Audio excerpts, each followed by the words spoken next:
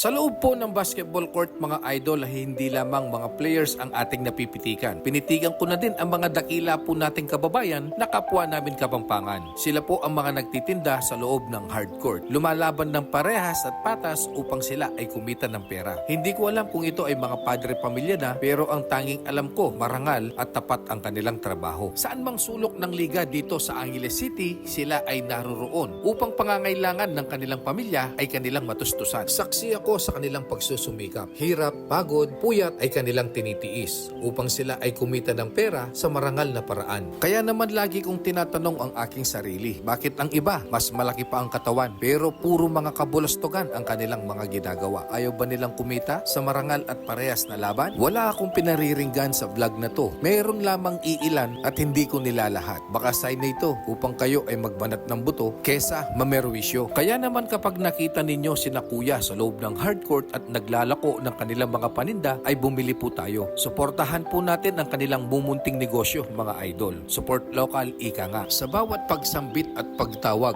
ng kanilang mga paninda na mani at bitukang manok ay hudyat na yon upang sila ay ating suportahan. Hindi naman mahal ang kanilang mga paninda mga idol. Ito ay abot kaya lang naman ang ating bulsa. Kaya naman saludo ako sa inyo mga idol at sana laging malakas ang inyong pangangatawan.